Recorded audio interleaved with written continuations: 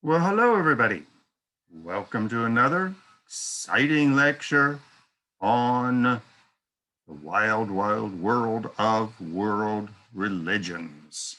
This is your favorite speaker, Dr. Ronald Brown, and I'm going to be exploring another interesting aspect of modern religion and its impact on future religion. As I always say in these lectures, we are in the early decades of the 21st century, or even more dramatically, the third millennium. Who knows what is going to be happening in the future? Economically, socially, as I speak, we're in the middle of a pandemic. Whoever thought that in this modern age, a tiny virus could massacre 600,000 Americans, and the estimate is that the actual number of deaths just in the United States is 2 or 3 times that. So the world is changing. Well, one of the religious leaders who adapted to his new age and really gave us some insights into what religion is going to be like in the future was the great preacher and crusader Billy Graham. Well, here is the outline. Billy's Last Crusade, which was just near where I live in the middle of Queens at Flushing Meadows Park. And how did I get involved in it? In the footsteps of St. Paul, once again, Billy Graham, the great preacher, the great traveler, traveling around the world, trying to bring his version of the Christian message to the world. A crusade for the American century. Can't understand Billy Graham without the post-World War II period, which was to be the American century. The relationship between Billy Graham, the great revivalist, and local churches. Very important indicator into where religion is going in the near future. Once again, into the White House, overthrow the concept of separation of church and state, where evangelical Christians no longer were the church on Sunday inside these beautiful stained glass windows and walls, but taking religion into politics. Of course, going global. This is the age of globalization. Billy Graham was one of the great globalizers of the American evangelical message. And then the passing of America's pastor. Once again, a major crisis in world religions. What happens when the charismatic leader disappears? Does the movement die out? Does it linger? Or is there a new person who takes over and it flourishes? So once again, this is Dr. Ronald Brown here in the middle of Queens in New York. Let's get started with today's program. Well, I read probably in the New York Times that towards the end of June in the year 2005, Billy Graham was going to be giving his final public crusade here in New York City, in Flushing Meadows, Corona Park, not far from where I live. Well, as soon as I heard that he was going to be here in the city, his last crusade, I sent him a letter and I said, well, I am a college teacher here in New York. I teach at Touro College, where I teach history, political science, and I also teach at the Unification Theological Seminary. And I would love to volunteer for his crusade. Now, that doesn't mean I was a great follower of Billy Graham, although I had great respect for him.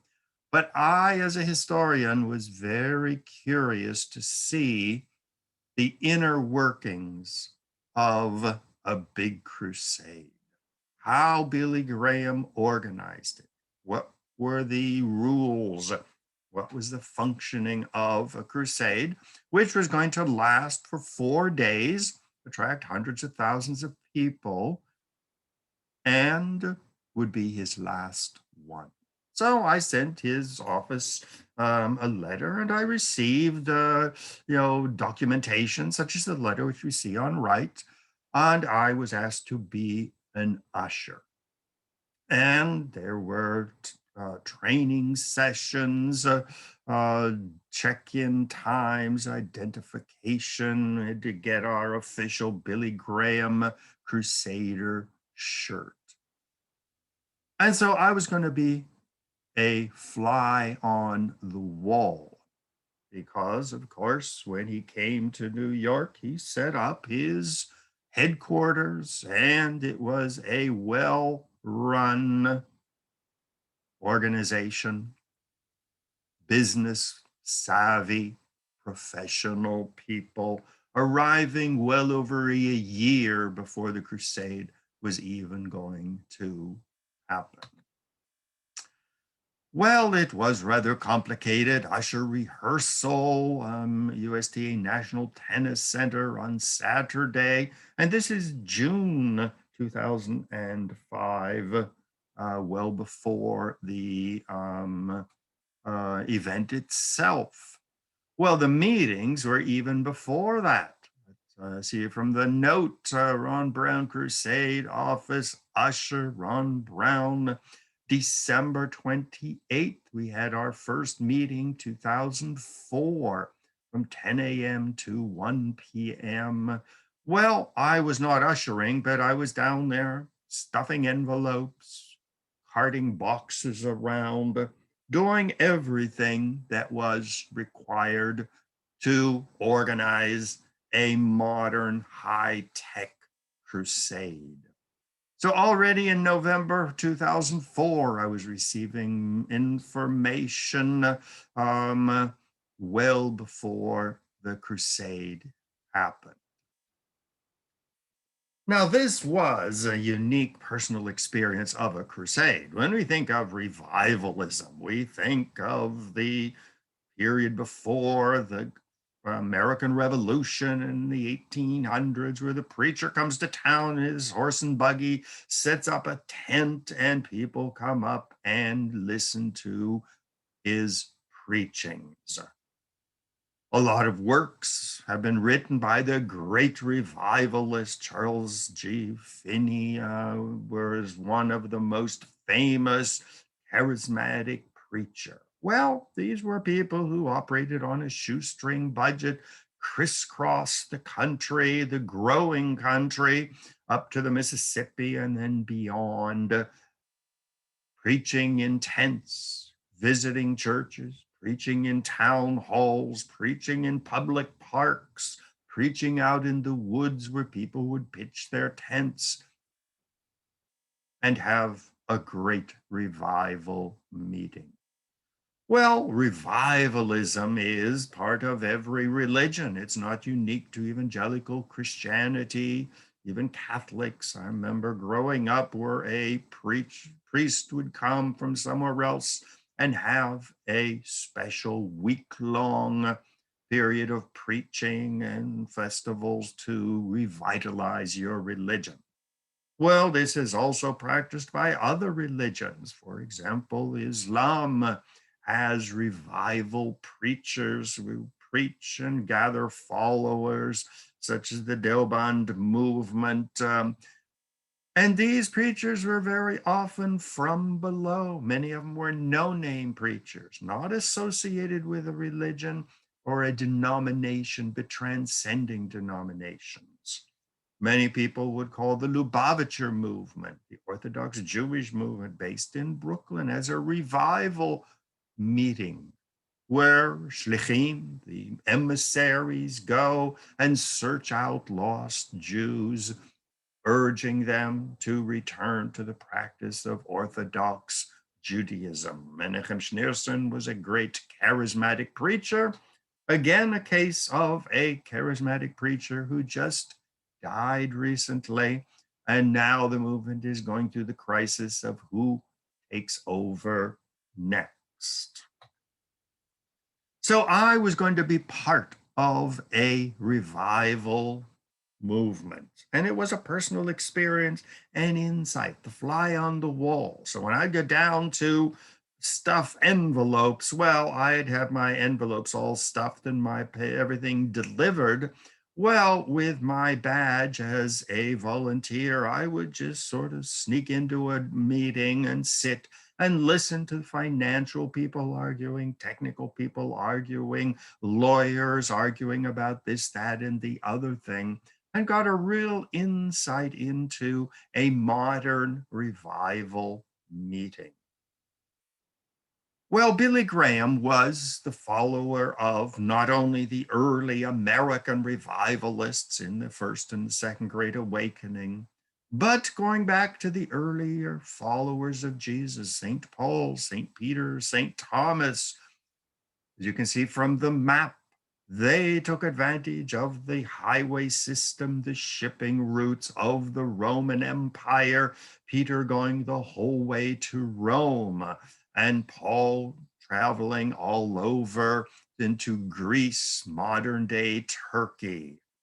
And this was in keeping with the God's Jesus' command in Matthew, go ye therefore and teach all nations, baptizing them in the name of the Father, the Son, and the Holy Ghost.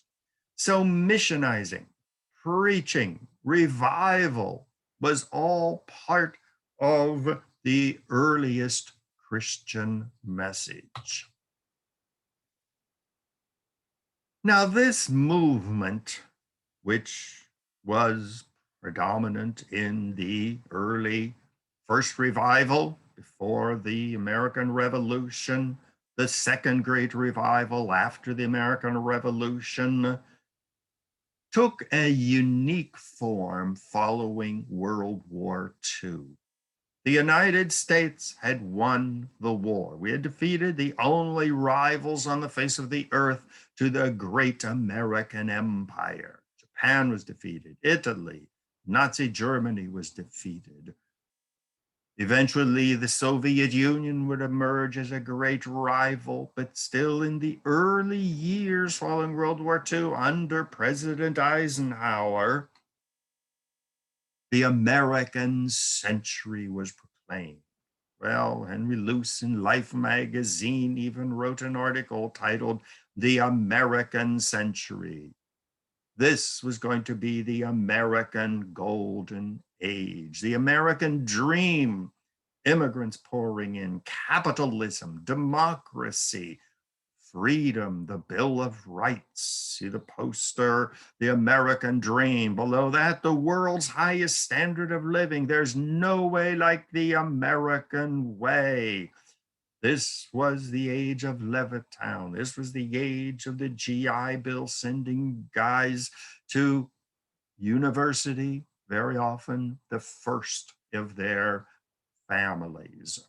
So it was American economic domination, American political domination, American military domination of the world, and American religion was also part of this American century.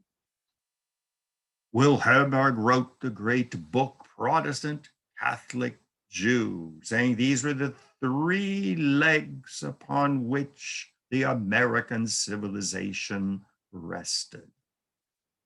President Eisenhower put "In God we trust" on our currency, added the words that we are one nation under God into the Pledge of Allegiance. Norman Rockwell had many wonderful designs on magazines and in newspapers and posters and paintings celebrating the American century. Boy Scouts, Girl Scouts, camping, going to school, going to college, going to church. Entire new cities sprang up, such as Levittown in Long Island and Levittowns all across the country and other suburban communities and cities. The soldiers returned from World War II victorious. They married their sweetheart and they began producing the baby boom generation, of which me and my 7 brothers and sisters are all part of it.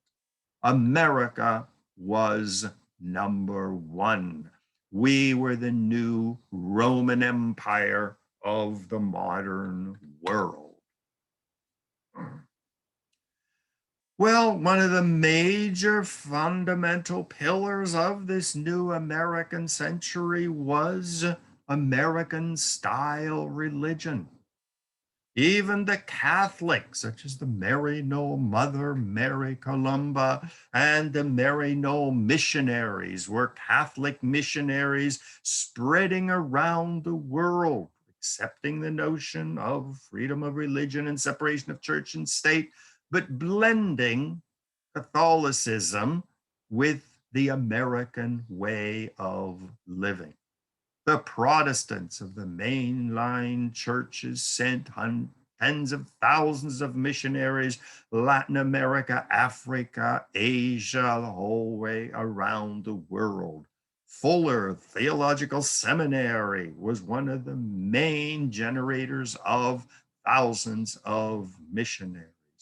Even the Mormons, the most American of all religions, started sending its young missionaries around the world, barely out of college, sometimes barely out of high school, trained in the language, going off to the furthest reaches of the world to bring this American style religion to everybody they encountered.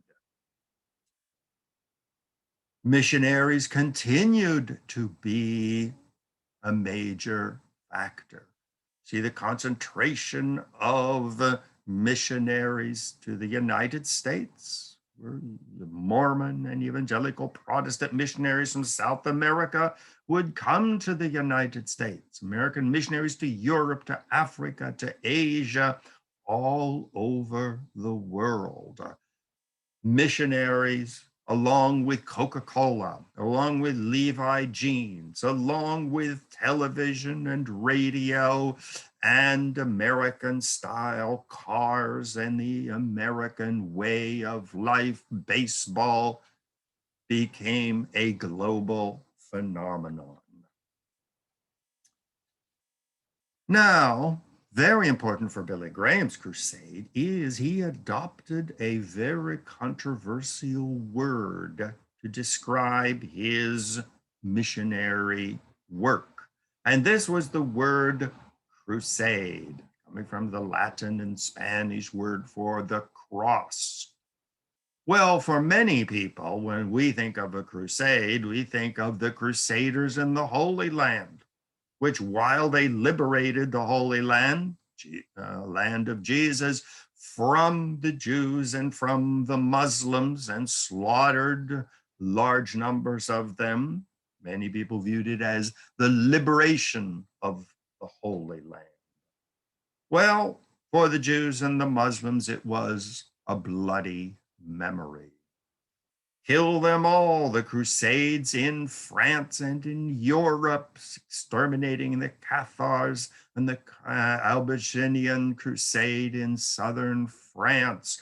Kill them all was a common slogan. So if you suspected the town of harboring heretics, well, slaughter the whole town. God would recognize those which belonged to him, and the heretics would be sent for an eternity in hell.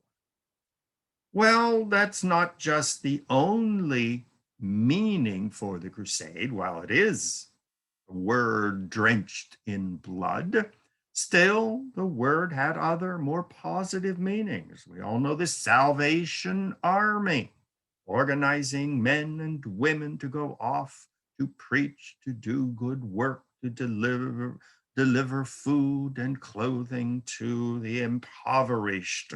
And so the Salvation Army comes marching in. Onward, Christian soldiers, here again, marching on to war. So militaristic terminology was adopted by Billy Graham to show that this was a war. This was a war between Christ and Satan. And I will say, from my experience working with this last crusade here in New York, it was organized with military style precision. Documents, papers, training programs, financial analyses, everything was done with military like precision. You don't come to a New York City and get on a street corner and start preaching to hundreds of thousands. It involves a lot of preparation before, during, and very significantly, intensive follow up following the crusade itself. So Billy Graham adopted a very controversial word for his outreach. It was a crusade. It was not just burning heretics and liberating Jerusalem from the Jews and the Muslims, but people like Rodney Stark, one of the great historians of world religions, clearly stated that the idea of a crusade is deeply rooted to monotheism. If there is only one true God, then all these other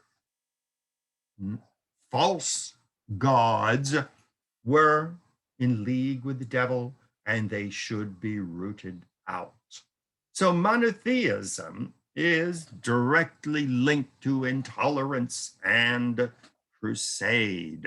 John Osman's book, The Price of Monotheism. Monotheism, the root to disharmony, divisions, and conflict. So Billy Graham knew that he was using a very controversial word, and he intentionally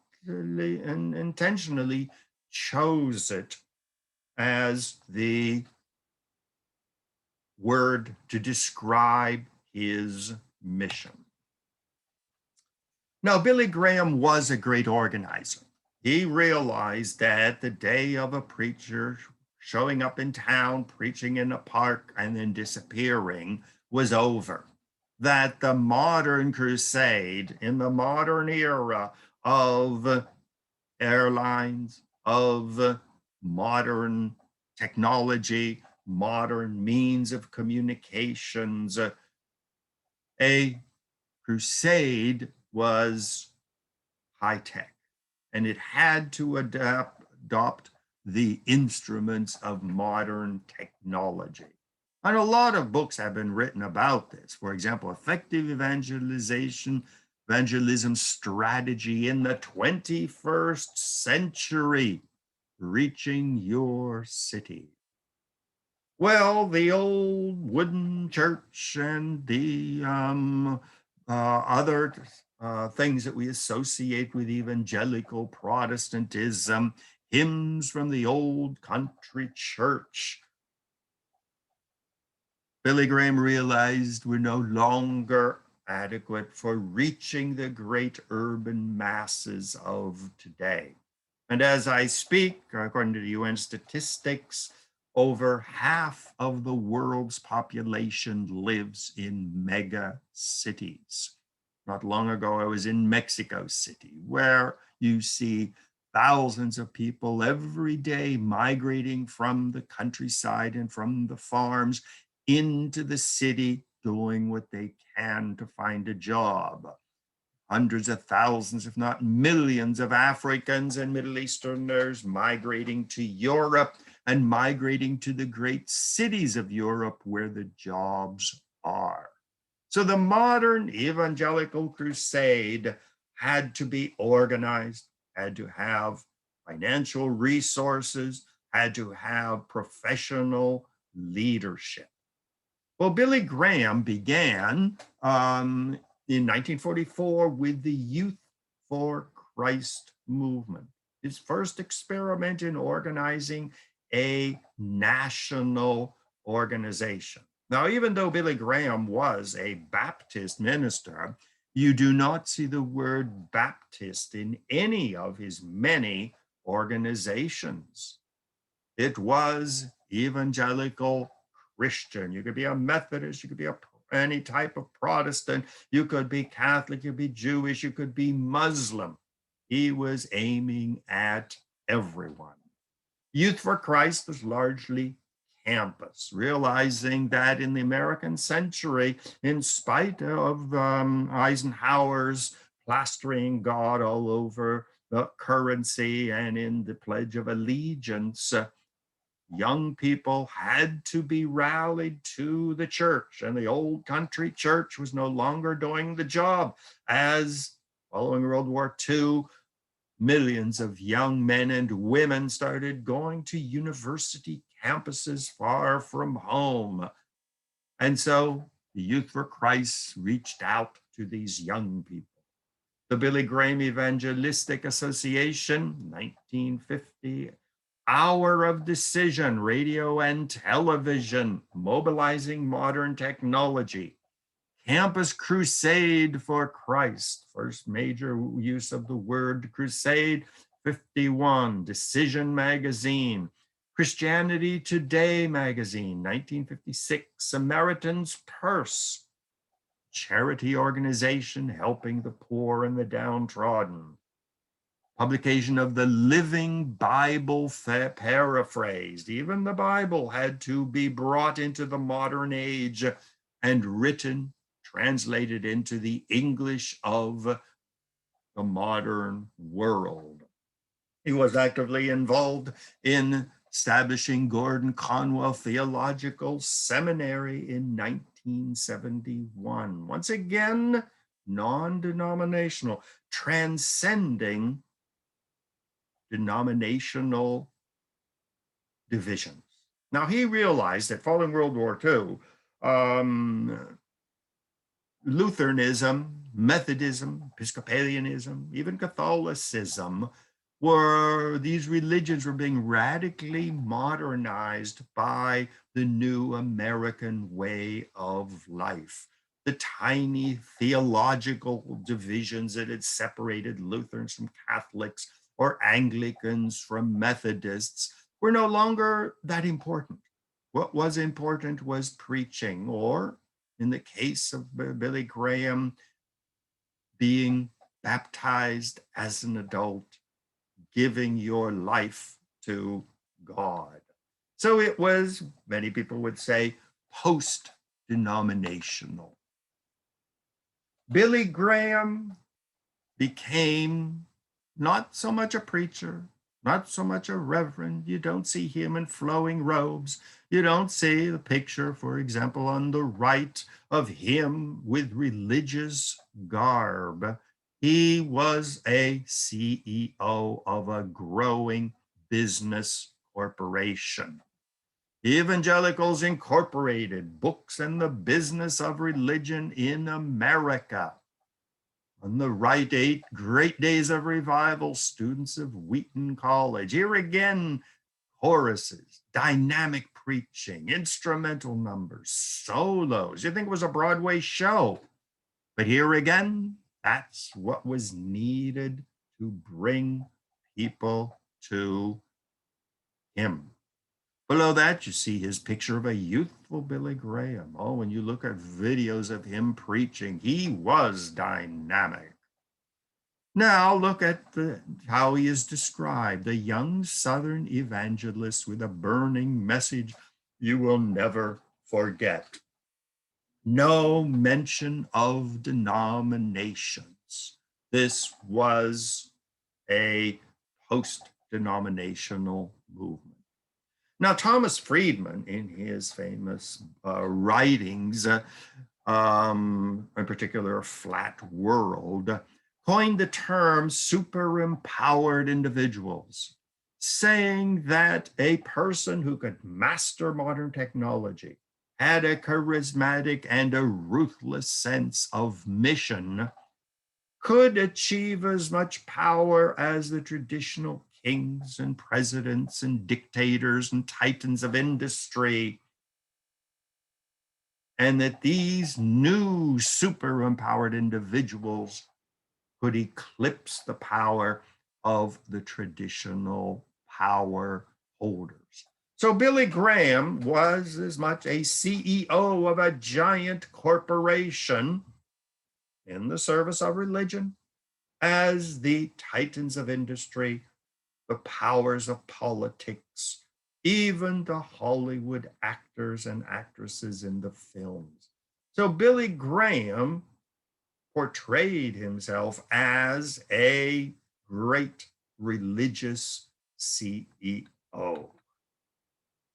Modern religion was business. The business model was adopted by the evangelical preachers of the time. And this is not something that was limited to the United States. We see, for example, 7 Nigerians on Forbes' list of world richest pastors. On the right, richest pastors in the world: Kenneth Copeland, David Oyedo, $150 million, Pat Robertson, Benny Hinn, Chris Oyakhilome. I mean, these are the great preachers who have created financial and religious empires. Even at the theological seminary where I teach in New York, more and more they are not teaching biblical languages, ancient histories, and theological tomes, but they are teaching how to manage a parish, how to fundraise, how to preach charismatically to attract followers. And so, in a modern religion, Billy Graham clearly recognized that you had to be not just a charismatic preacher, but you had to be an astute businessman. The pastor of the parish was the CEO of a financial and spiritual corporation. And Billy Graham was one of the leaders of one of the greatest financial empires based on religion. So he was clearly a self-made, super empowered individual. Well, his very first major crusade that brought him to world attention was in 1957 when he came to New York, rented Madison Square Garden, and launched his 16-week crusade. Even looking at the poster, now here Billy Graham, air conditioned. Come on, I mean, you have to appeal to New Yorkers who are not going to sit in a hot, sweaty church. They wanted an air conditioned environment. And he was not preaching at a church or outside. This was Madison Square Garden. This was the premier venue of the city of New York for major sports, political, economic, and other events. Now, Billy Graham, see once again, the young preacher, wowed New York. He wowed the country. He wowed the world. Well, he intentionally highlighted New York City because he wrote at one occasion, I know that we are going to one of the strongholds of Satan. 1957. Yes, it was the American century, but New York was the stronghold of Jewish power over America. It was the stronghold of pornography. It was the stronghold of long established, dignified churches and synagogues. It was a stronghold of the Catholic Church, which viewed Billy Graham with suspicion. It was a stronghold of the Wall Street stranglehold on the United States. It was the center of Broadway shows, which were hardly of a religious nature. So he was going into the beast of the belly, the belly of the beast, I should say. Well, this is important because, don't forget, what are we talking about today? his last crusade, coming back to the city which was the stronghold of Satan, the city that he had failed to convert, even during 16 weeks, with over 2 million in attendance, plus another additional millions on television. Once again, direct from Madison Square Garden in the heat of the summer, coast to coast ABC television. Now, this was not a private religious television station. This was ABC, one of the big three television networks, carried nationwide. So he was clearly a religious CEO of a giant Christian crusading corporation, going to where the people were, Madison Square Gardens, air conditioned, going on television, attracting millions of viewers. So when he came back to New York and he was organizing his new crusade, well, he did it like the CEO of any great corporation. His 2005 crusade was not your old-time religion. It was not in a nice church. It was not surrounded by stained glass windows. It was not a preacher passing the collection basket after his service. This was modern, technologically savvy, highly organized religious movement. The pre-crusade preparations began years before the year 2005. Crusade church leaders seminars in February and March. Crusade Support Sunday, reaching out to local churches. Pastors Committee events, reaching out to local pastors, getting them to support and to encourage their members to attend. Here again, making no distinction between Baptist and Methodist, Greek Orthodox, Catholic, Jewish, Muslim. Everyone was invited, and a very powerful outreach to mobilize church members. Christian life and witness courses, preparation for pastors, for people who wanted to attend, and for volunteers like myself. Crusade Support Sunday #2, United Prayer event in June of 2005. Of course, usher rehearsals. We were well trained. On-site prayer meeting, crusade worker rehearsals, crusade services. I mean, for years before the crusade itself in the summer of 2005, a high-powered, slick, well-organized movement was underway. The headquarters was not some church basement somewhere, but it was several floors at 525 7th Avenue between 38th and 39th Street in the heart of Manhattan. High-tech computers, communications equipment, outreach to newspapers, to television, appearances by Billy Graham and other crusade leaders on nighttime television, on the news. This was a slick, modern, highly sophisticated crusade. A small army of professionals and staffers, one reporter wrote, were sent from Charlotte, North Carolina. Here we see the headquarters of the Billy Graham Evangelistic Association.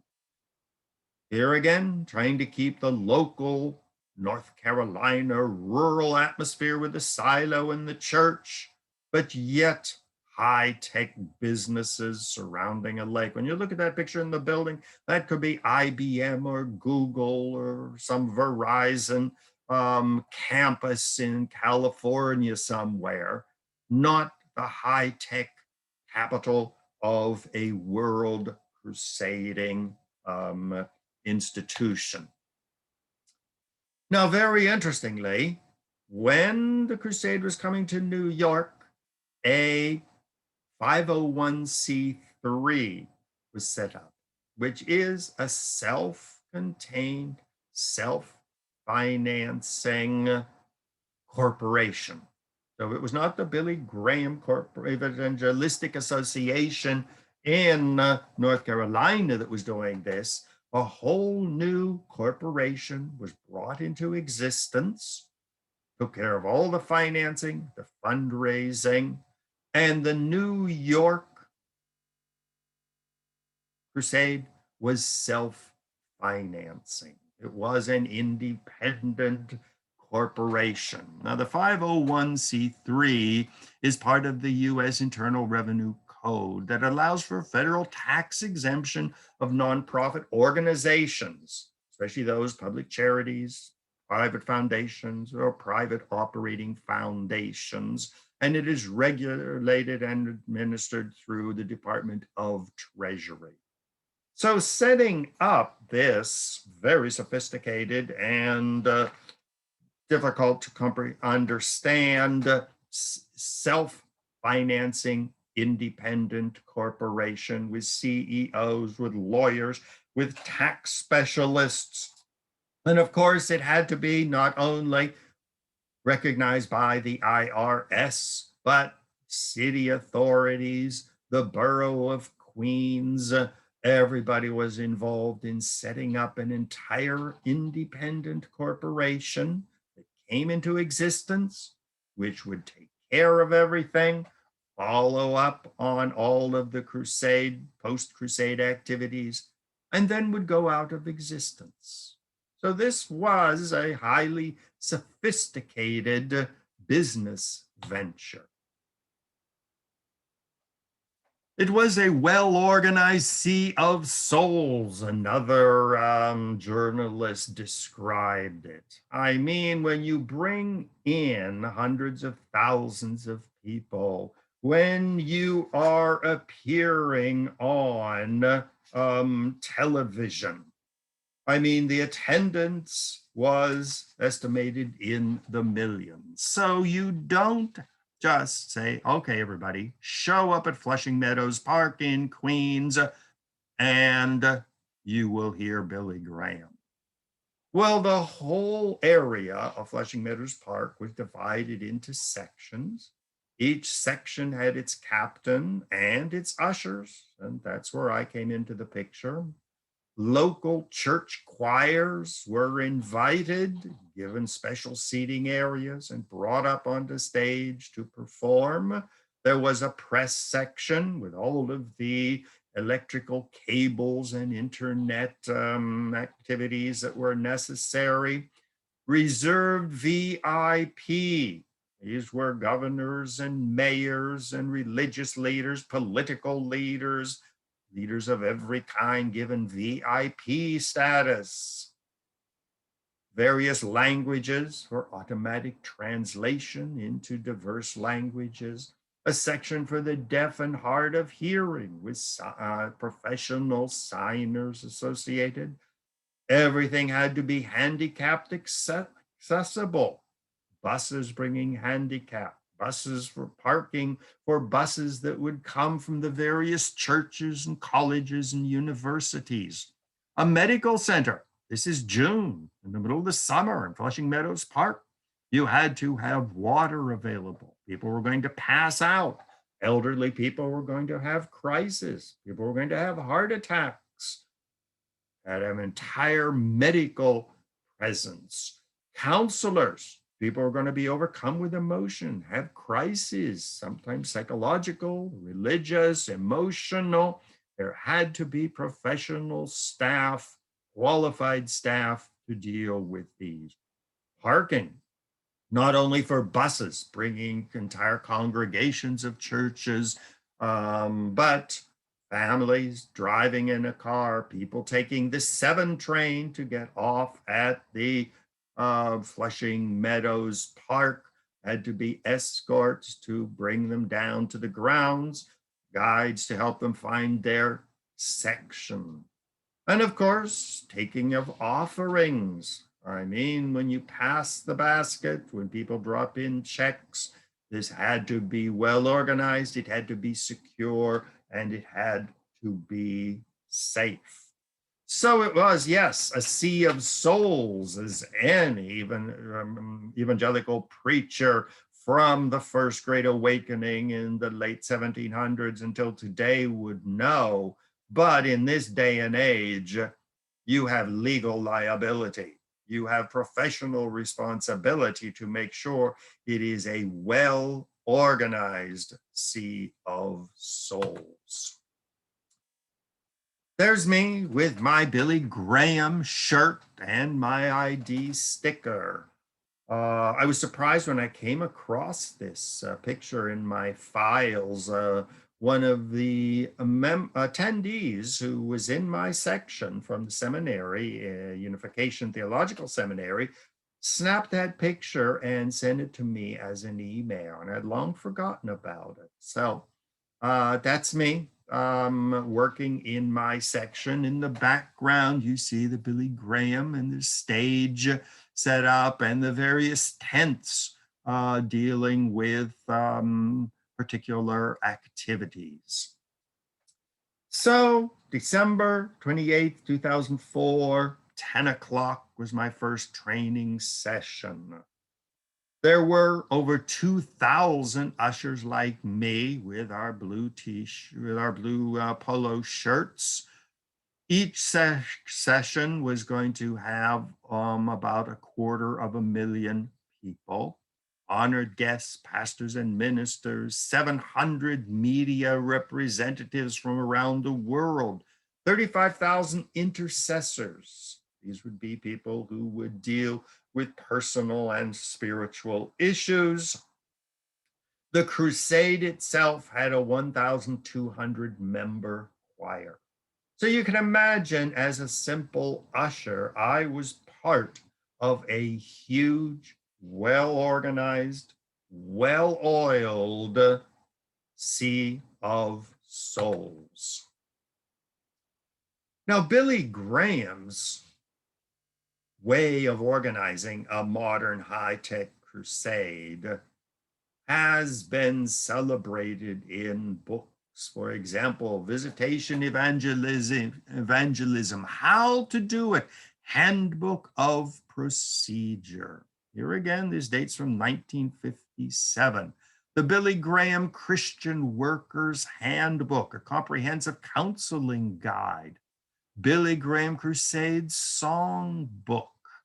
Here again, Billy Graham was the pioneer in organizing slick, modern, high-tech, effective crusades with all of the pre-crusade jobs to do and the post-crusade follow-up. And his way of organizing a crusade have been immortalized not only in books in the 1950s and 60s, but up until today. He is really the pioneer of a modern way of doing religion. Slick slogans and successful business methods, business models. I mean, something we don't really traditionally associate with the old wooden church on a street corner ringing its bells and people parading into church for a service. But the modern way of doing religion draws very heavily on the modern way of doing business. Number one, you have to have the resources to finance a crusade. How are you going to organize it? Teams of lawyers and businessmen and professionals looking over every bit of the organization. Slick slogans, mobilization, training, outreach. preparation, proclamation, presentation. I mean, this is what a modern business model needs. Reinvent your business model. Very much in the American century, the American way of doing business was becoming the global way. Disciples, not decisions, meaning not just a decision to become a Christian, but internalizing it and becoming a crusader in your own right. Multiplying, not just additions. You don't just add the number of souls saved, but every soul saved has to go out and bring in other souls. And so in the 50s and the 60s, the new modern business generating model was all the rage. And Billy Graham applied it to the traditional way of doing church. He made every effort he could to bring big name people. Prominent guests, Mayor Michael Bloomberg, Senator Chuck Schumer were there, whether they were Jewish or Catholic or Protestant or atheist. When Billy Graham came to town, you had to make a presence. Mayor Bloomberg, a Jewish mayor, wrote, "It is truly an honor for our city to host this historic gathering, and it's also a tremendous privilege to welcome Billy Graham to New York City."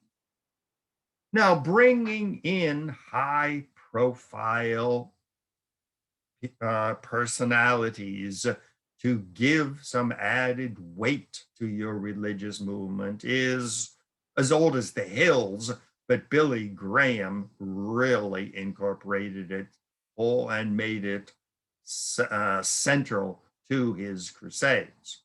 Now we have the traditional Al Smith dinner, which is operated by the Archbishop or Cardinal of New York City, such as the picture we see in the upper right. The Million Man March on Washington by Billy Graham brought in the Nation of Islam personalities. And we see at the right Jerry Falwell and Reverend Moon. Jerry Falwell, religious leader, and Reverend Moon, a religious leader, bringing in high prominent personalities was central to the success of Billy Graham's.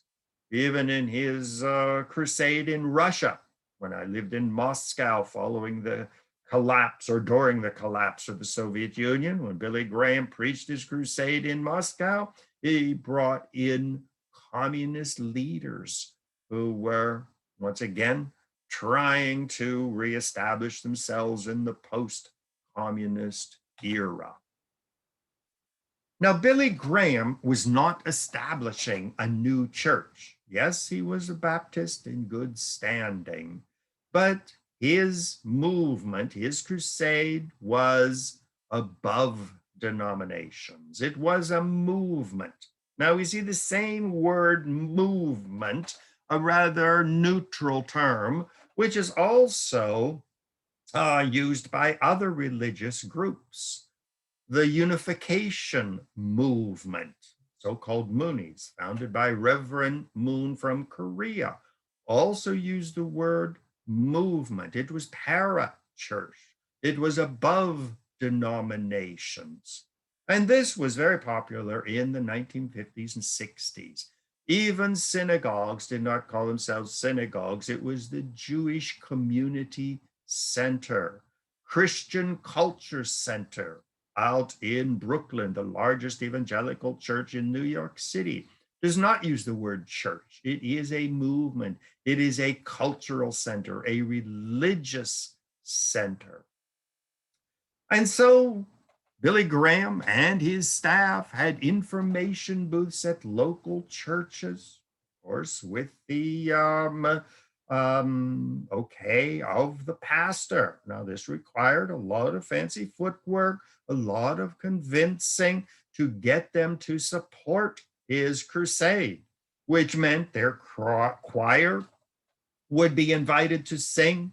The pastor would be brought up to say a few words, to lead a prayer.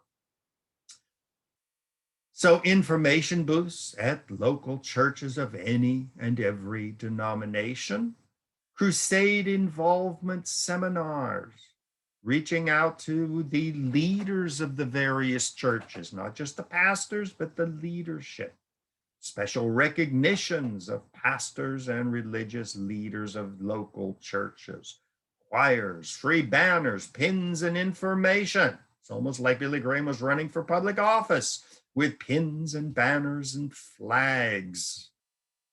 Emphasis was on benefits to local churches. You're not just going to come and attend and have your pastor say a few words, but it was going to breathe new life into your local church. Once again, we are not, Billy Graham insisted, a threat to your church.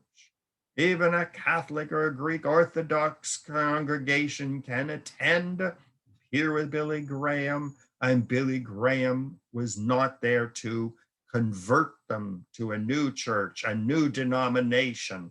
This was above denominations.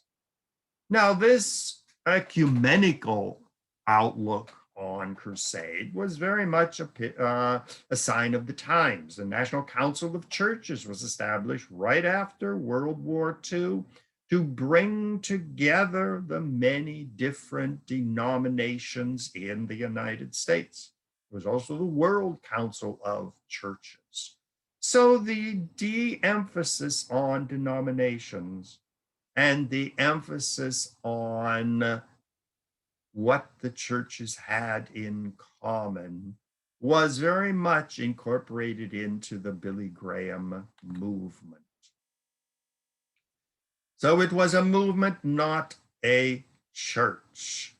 The American melting pot, which claimed and aspired to melt everybody into one common American identity, was not applied to the religious world.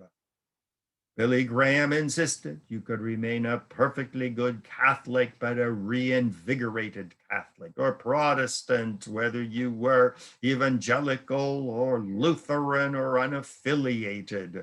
You could even go to his crusades, and if you were white or black or Asian or Jewish or Mormon or Buddhist or Hindu or Muslim, it was a revitalization of religion that would be of benefit to every religious denomination.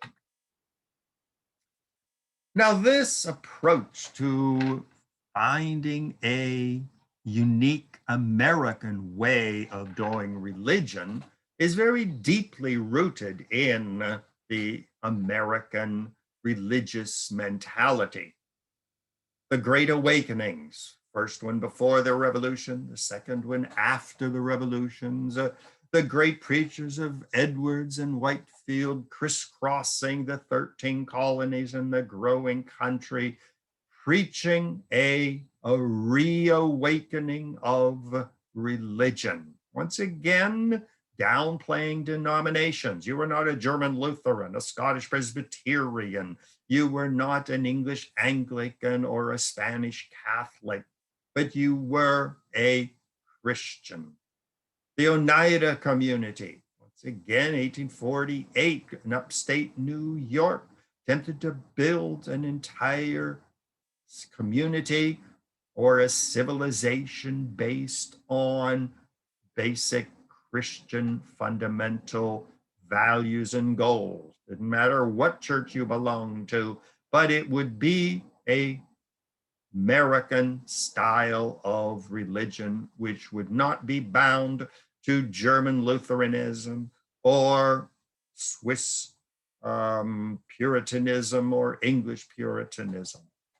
Joseph Smith, the founder of the Mormons, clearly reflected this anti-denominational mentality when Joseph Smith was out in the woods in upstate New York, when he asked God which was the true religion that he should join, he wrote that all of these creeds were abominations in the sight of God.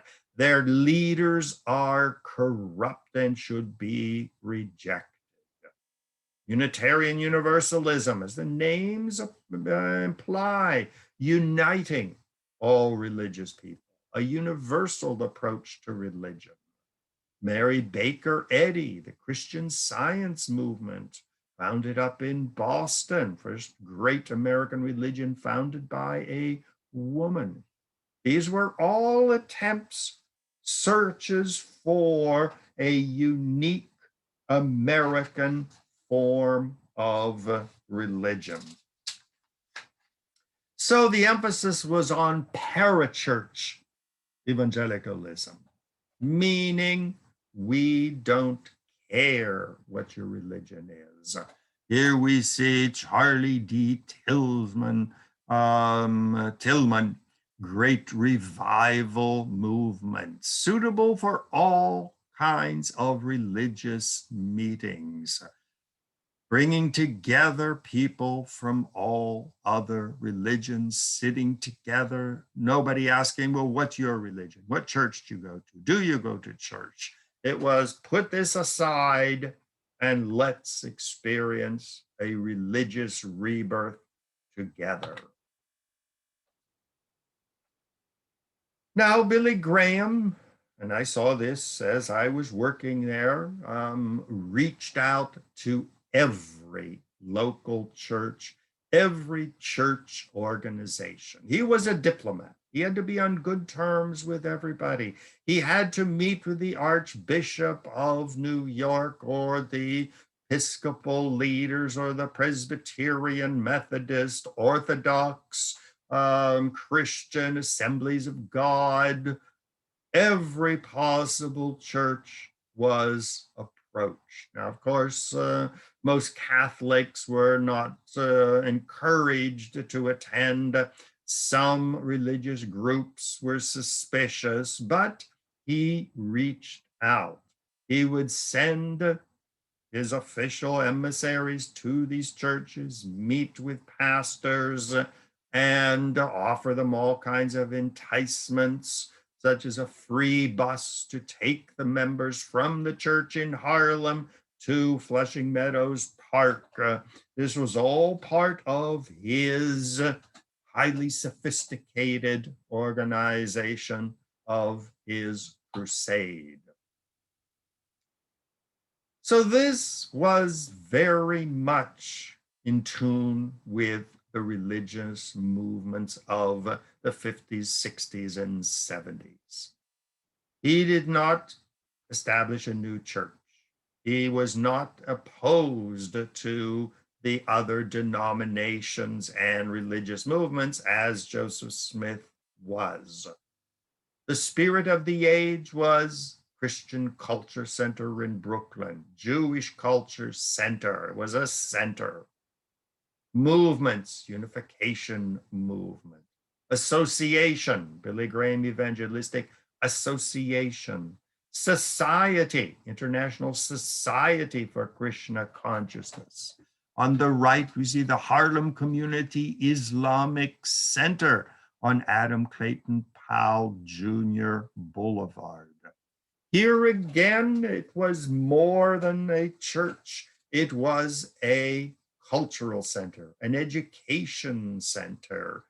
In fact, many Jews at the time had synagogues or Jewish culture centers, which had tennis courts and swimming pools. The famous shul with a pool, meaning a synagogue with a pool, with sports clubs, with karate lessons, Buddhist meditation, history lectures. I lecture very often at JCC's, Jewish culture centers, on world religions, great religious cities of the world.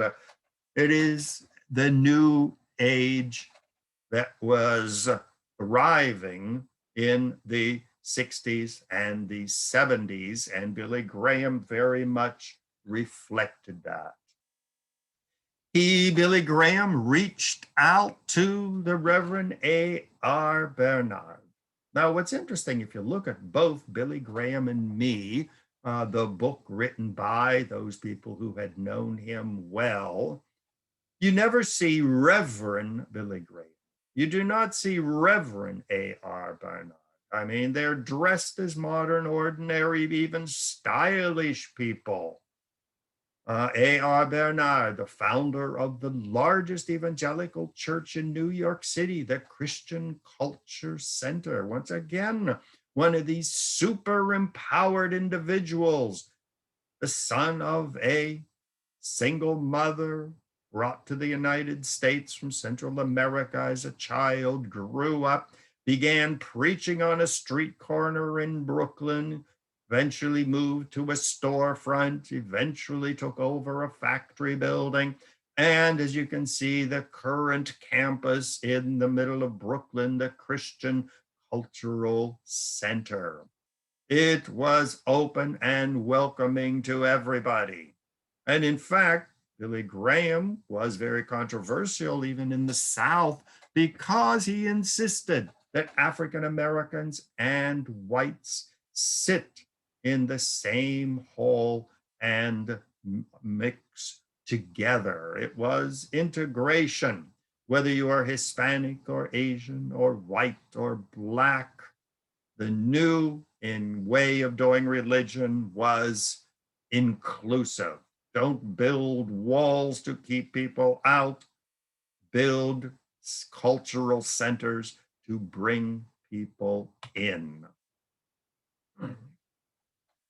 Another aspect of the Billy Graham Crusades was he brought in people who were tech savvy. Look at the poster, Greater New York Billy Graham Crusade, the two Macs, reaching out to high tech corporations. I love this picture because you see the Church of the Good Shepherd, a nice wooden church. You see a traditional pastor with his Roman collar and his cross and black shirt, but yet mobilizing the two Max high-tech instruments to reach the masses.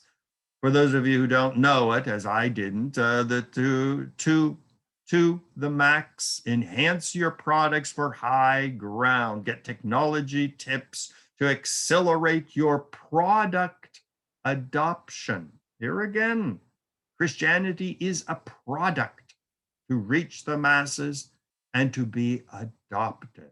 To the Max, we strive for delivering the best momentum to formulate our world's technological landscapes. Our team of professionals, engineers, researchers, and designers understand that the world is at change all the time, and we aim to craft the future with our unchanging belief of dedication and innovation in consumer technologies. Could you imagine what St. Paul, as he was traveling all over the Middle East, or St. Peter, or Martin Luther, or any other great preacher could have achieved if they had to the max at their disposals? So here again, Billy Graham recognized the power of modern technology. He made a major effort to link up with local churches. This was really very important. Reach out to the little storefront chapel, have a name of the pastor, the secretary, the president of the council, the elders in your Rolodex or on your computer, and follow up once it was over. Every person who attended filled out a form either beforehand or on spot, which is what I was expected to do, to collect them with the name of their local church, so that after the crusade was over, someone from the evangelistic association would call that person, put them in touch with the church down the street if they hadn't listed one, and asked the pastor to give that person a call.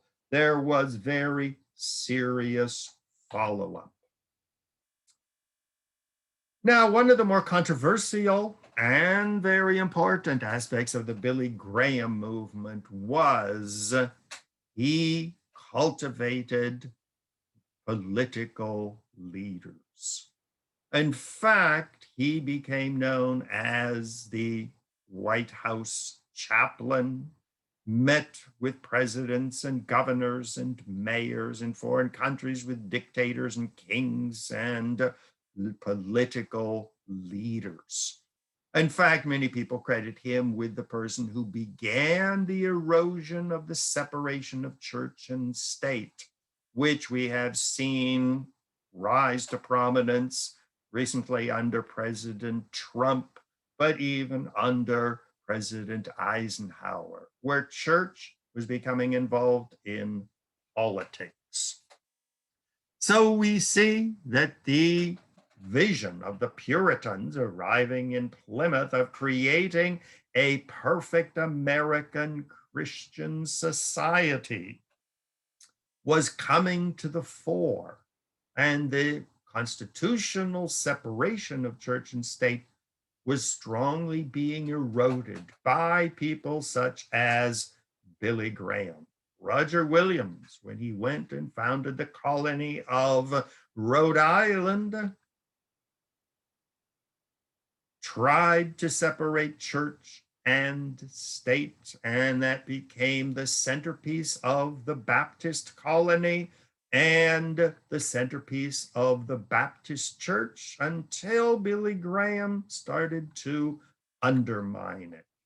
Now, why did the Baptists, the evangelicals, and other Christians start getting involved in politics during the post-war period? Well, under President Eisenhower, church and religion was important. But the baby boomers like myself, who started growing up in the 60s and the 70s, we rejected this wonderful vision of a church going America with "in God we trust" on our money. We were rejecting the religion of our families. We were searching for new cults and sects, and especially the 60s, the decade that changed everything according to Life magazine, whether it was space, Vietnam, politics, the Beatles, the world began to change. Many people, such as J.R. Moody, described the meltdown of moral America.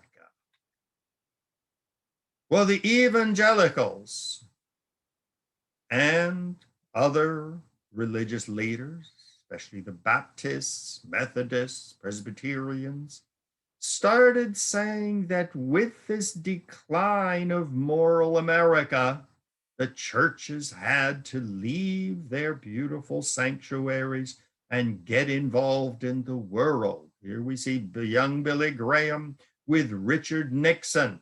Once again, beginning with Eisenhower, Billy Graham was a national religious figure closely associated with the White House. Francis Fitzgerald's book on the evangelicals and the struggle to shape America, to make not just America great again, but to make America Christian again. Billy Graham became very controversial by supporting Richard Nixon until the very end, when he was forced to resign, defending the Vietnam War as a defense of God against communism. We see posters such as the Billy Graham Prayer, Politics, and Power, the three things that most sane people would say we should never mix. But you see him on his knee in front of the White House. Even when President Nixon resigned, Billy Graham continued to support him. Under President Clinton, President Obama, Billy Graham became known as America's pastor. He was a frequent guest at the White House, bringing presidents and governors and mayors to his revival meetings, to his crusades, making himself not only a significant religious figure, but a political figure as well.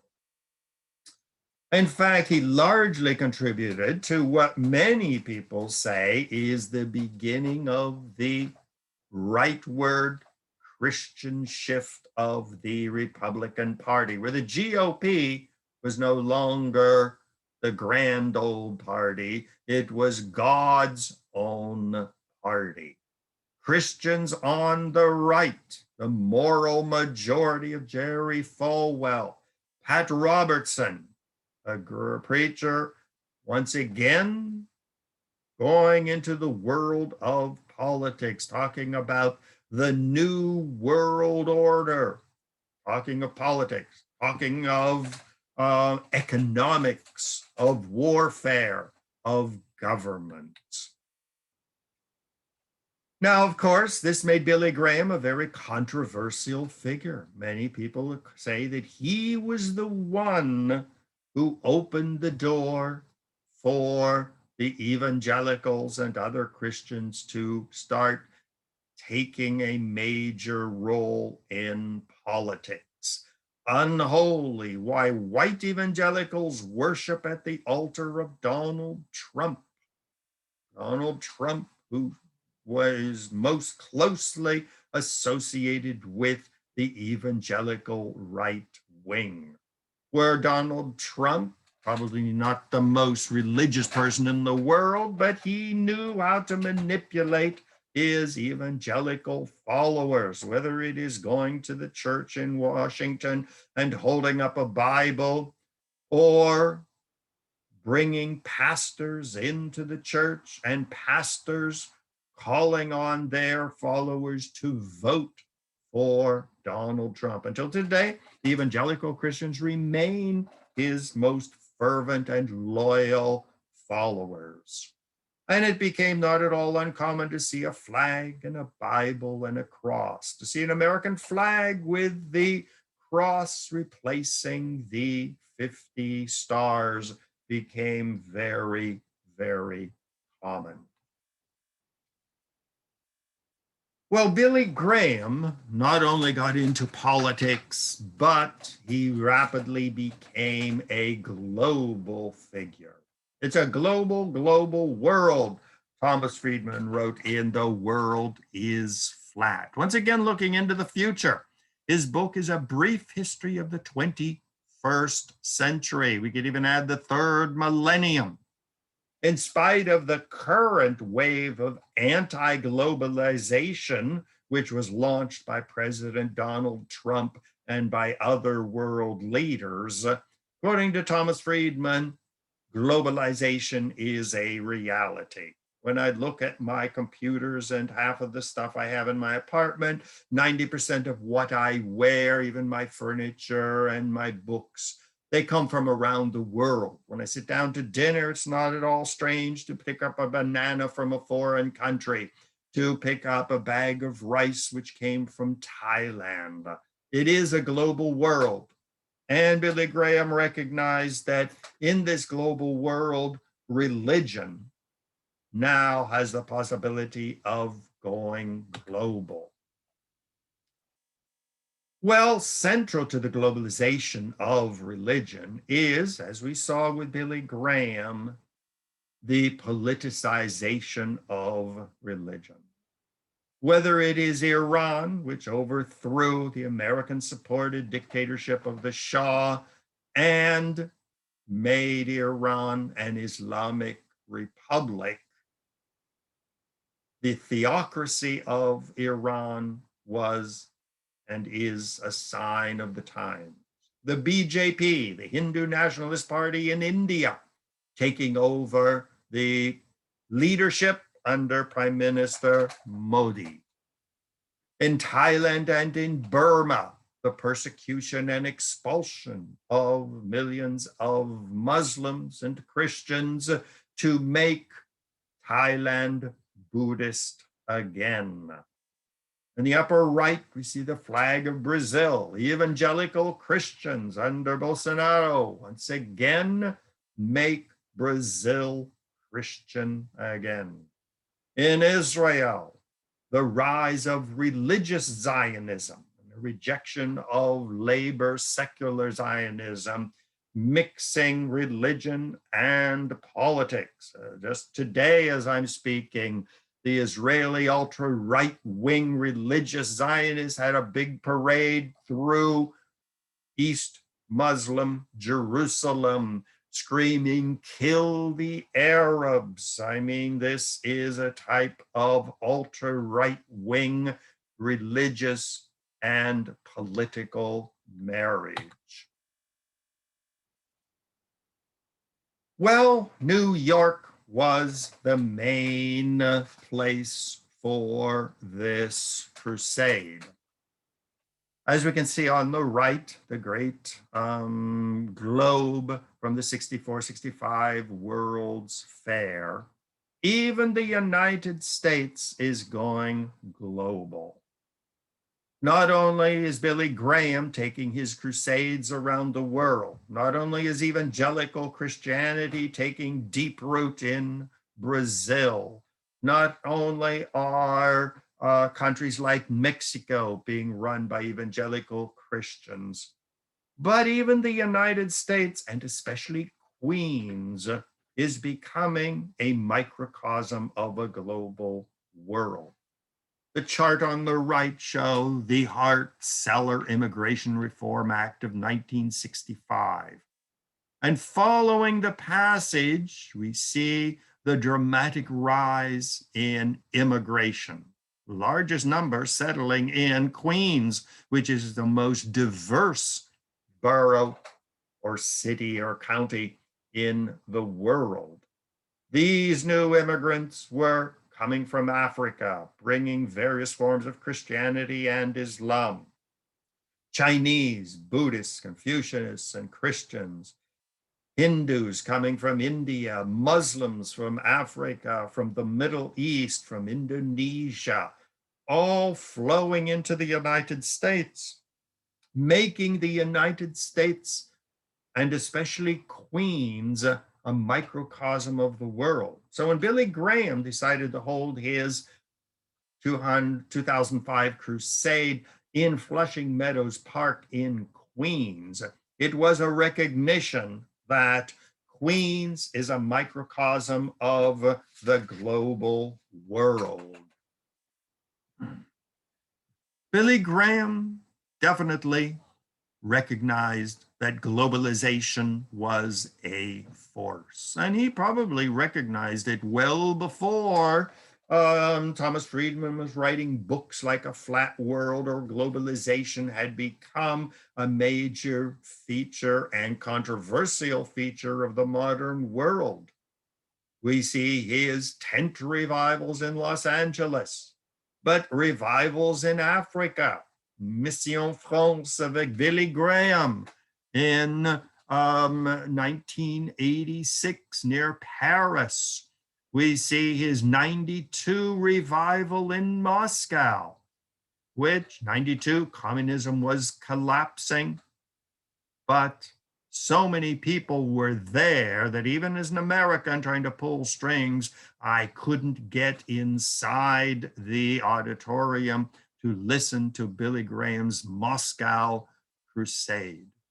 The above map shows the places where Billy Graham has led the crusades, from Egypt and South Africa, Nigeria, Russia, China, India, the Philippines, Japan, most of Europe, most of South America, and Australia.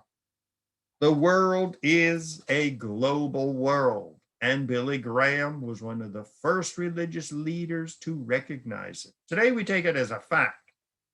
We're not surprised to see a Buddhist temple or a Pakistani mosque in the middle of New York City. or to see a Mormon or a Baptist or an evangelical church in Peru. But in the 50s and 60s and even 70s, this was still a rather unique situation. But Billy Graham again spearheaded this globalization of the world religions. Now, many other religious leaders have recognized the globalization phenomenon. The Lubavitchers out in Brooklyn send their shlichim, Orthodox Chabad Judaism, around the world, young missionaries, young shlichim, seeking out the lost Jews, bringing them back to Orthodox Judaism. Below that, we see two Mormon missionaries, whether they're African Americans or Haitians or somebody from Central America going abroad to take the message of the Mormon church. At the top, we see NewYorkIndia.us, the Ganesha Hindu temple in Flushing, Queens. Once again, Hinduism has gone global through migration and refugees. La Luz del Mundo, we see the Mexican Evangelical Church, which now has radio stations and newspapers and churches all over the world. Gethsemane Revival Holiness Center, where we see the rise of women. Pastor Patricia Stevens up in Harlem, taking the holiness movement and spreading it worldwide. Mama Lola, the high priestess of voodooism, has her temple in Brooklyn, where Haitian voodoo, New Orleans voodoo, now are phenomenon not at all strange to be seen in European cities and other areas where Haitian migrants have gone.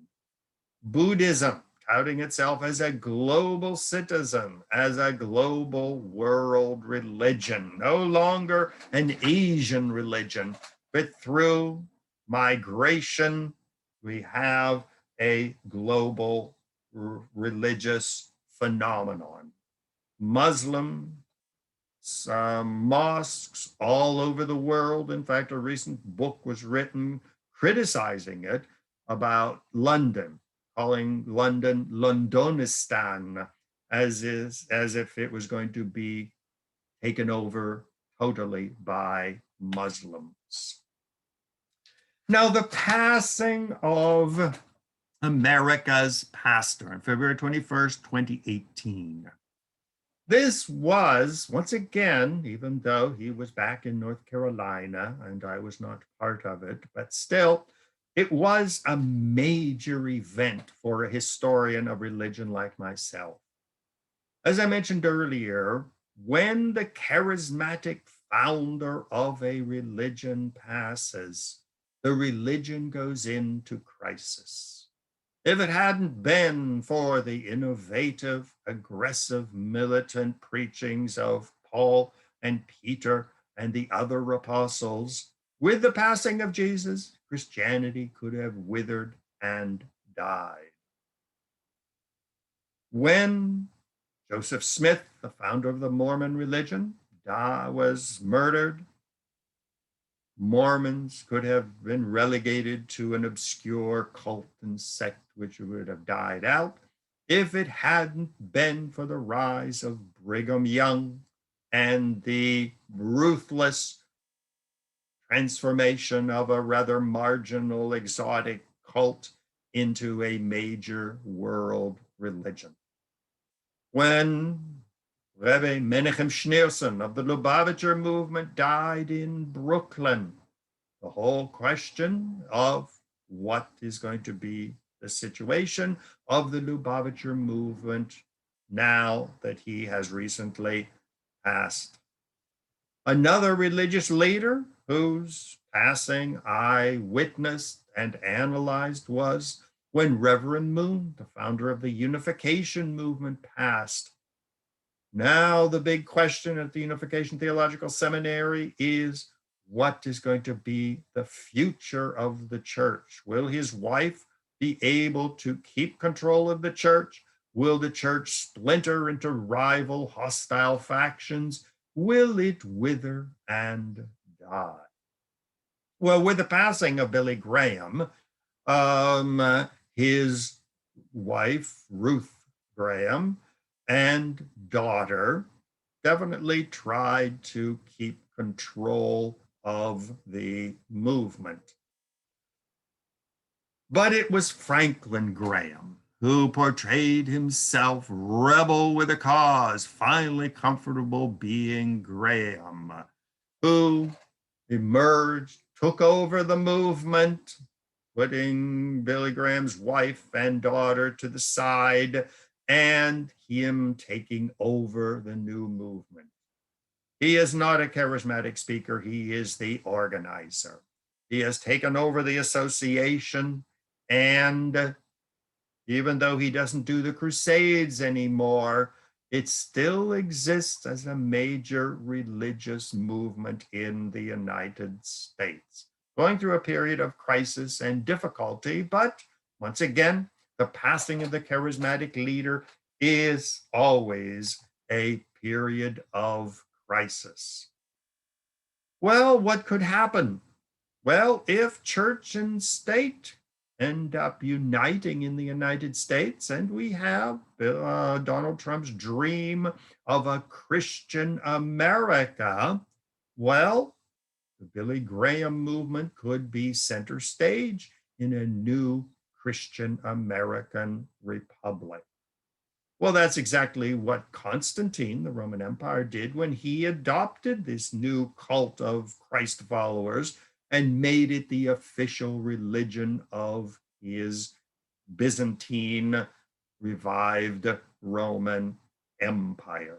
Brigham Young did the same thing. Paul did the same thing in revitalizing religion.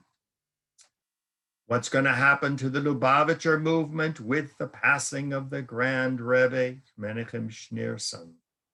This is a major phenomenon. And I was, as Christians say, I was very blessed, or I was very happy as a scholar to have witnessed the passing of charismatic leaders. I mean, whether it was Menachem Schneerson in Brooklyn, whether it was Reverend Moon of the Unification Movement, or in this case, with the passing of Billy Graham, reading, studying, saying, what is going to happen to this movement?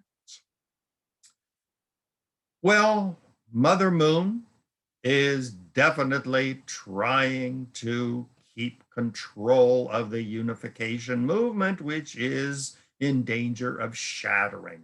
But here again, a modern religious movement is more than just a charismatic figure. It is, as in the case of Billy Graham, a cadre of highly trained professional people. And here we see the monument raised by Mother Moon of herself in the center, surrounded by the representatives of other world religions. So who is going to be the heir to Billy Graham?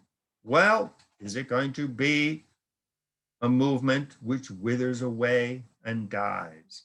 Is Billy Graham, who is currently no longer in the White House, but his right-wing Christian America movement is still vibrant, and he has every intention of returning to power or appointing an heir to succeed him, maybe one of his sons to create a dynasty or someone else. Are we heading toward a Christian America? Well, with the passing of Billy Graham, it is now once again a major issue. So, in conclusion, the 21st century, to say nothing of the third millennium, is going to be a pretty wild ride. So fasten your seatbelts. because it is not only Billy Graham who has left his mark on the religious world of America and the planet, but there are thousands of other religious leaders who are not only going global and not only leaving the sacred sanctuaries and renting halls and stadiums, but religion and politics are merging. Samuel P. Huntington, my old professor at Harvard, wrote The Clash of Civilizations and the Remaking of the World Order. World religions and the clash between world religions to dominate the future is a permanent feature of our present, and he predicts wars of religion will dominate the future. Some people say that America is well on its way to becoming a theocracy.